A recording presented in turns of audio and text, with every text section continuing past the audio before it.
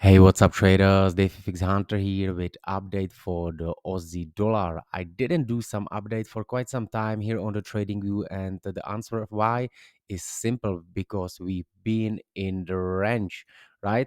When you're trading in this, you can expect two things: that the market will break higher or it will break lower, right? So currently we are breaking lower, and it's clearing a little bit what could be possibly going on. If we look to the COT data here on the left, we can see that the banks still have quite much bigger exposure to the shorts against the longs, right? So we can see they are actually 87% exposure to the shorts than to the longs, right? So we are slowly getting into the extreme, but there is a still room to go lower, and we will look how it could probably happen and why. So first of all, I will start why I'm still bearish.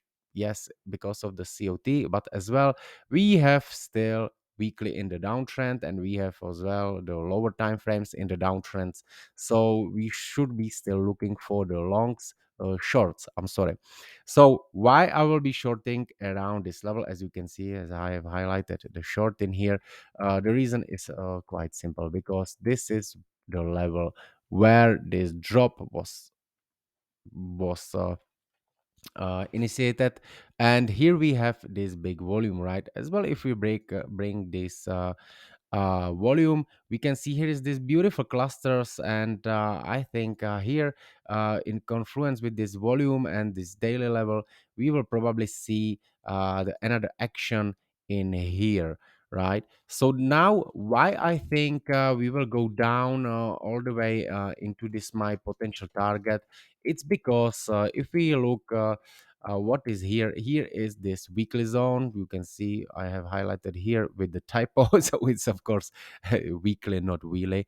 So yeah, and if we put the fibo onto this move, we have the 1.27 fibo down level down here, and as well here is confluence of this channel. So I'm thinking the price will come here, and now we have a couple scenarios how it could happen. So I will go to the lower time frame again, and this is a 4 hours. And so what we see here is basically what can happen is in terms of psychological view of the trader. So we would probably see the market trading to this trend line, and most likely this what can happen here is something like this false break, right, with this short term move higher or some spike higher, which will actually bring a lot of people to the longs, right? And here will appear a lot of stop losses, right? So that could bring that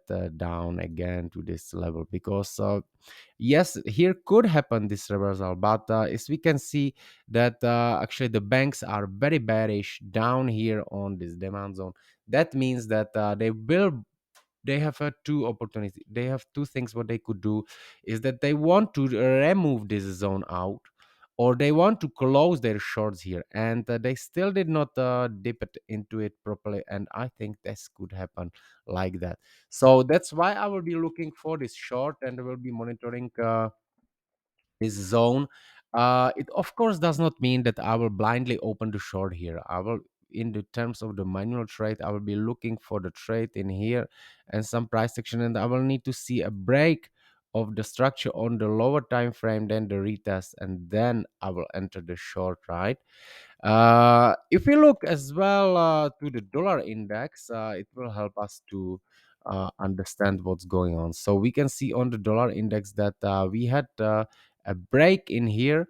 Again, here was nothing happening, right? Then we had this break, and currently I think we could reach this level of top of this channel, and this level, this supply zone, which is a weekly supply zone. So right now I think we are retracing back down to this 4 hours level and then up, which is actually exact opposite of this what's going on the Aussie, right? Retracement and down. Okay, my friends, so this is it. I wish you happy trading and happy all trading during this year. Bye bye.